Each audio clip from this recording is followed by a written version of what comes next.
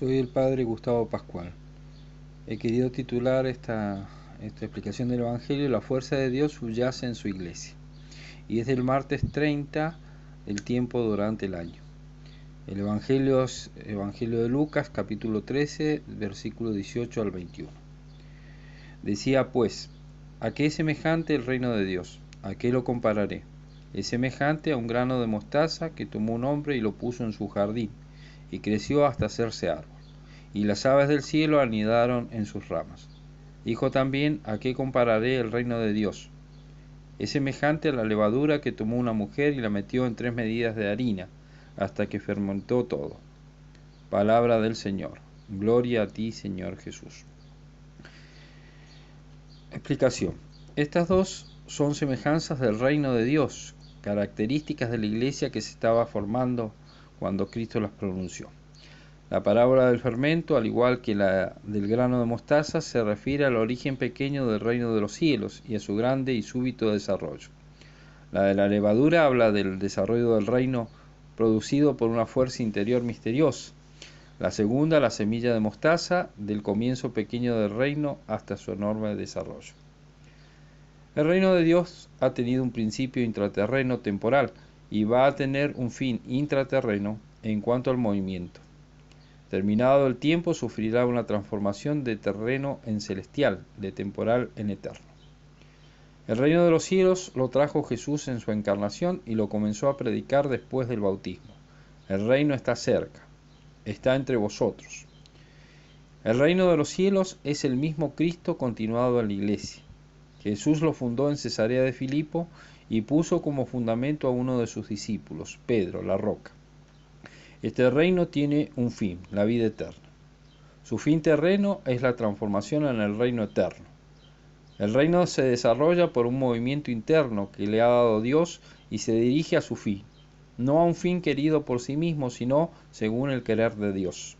Su fin será cuando la cosecha esté madura y después se meterá la hoz. Es el tiempo de la siega. Será cuando los pájaros se hayan cobijado en sus ramas, cuando se complete el número de los elegidos.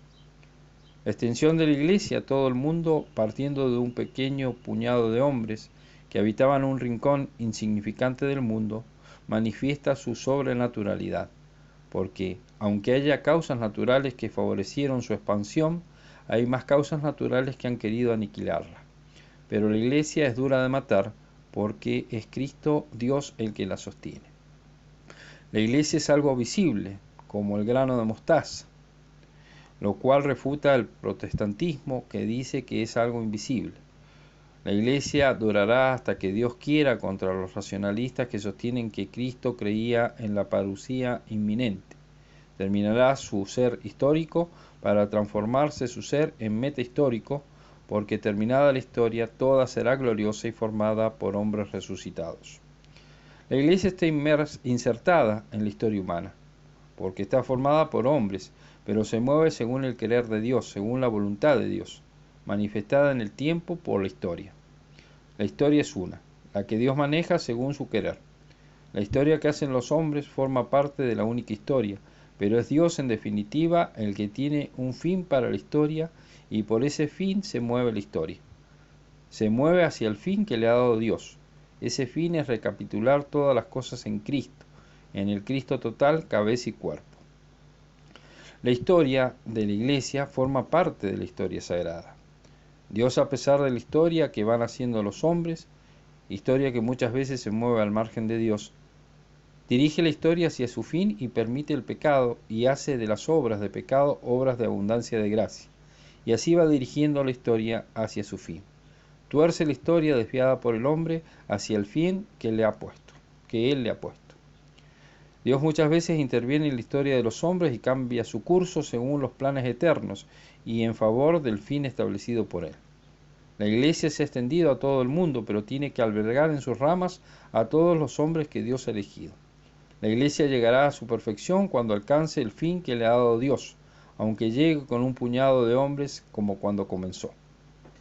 El curso de la historia tiene un movimiento espiraloide. Dios da a la historia un movimiento recto hacia su fin, pero el hombre, obrando al margen de la voluntad de Dios, desviación permitida por Dios pero que no es ajena a su conocimiento, vas desviando el movimiento recto, y Dios lo endereza nuevamente y por eso el movimiento se torna espiral.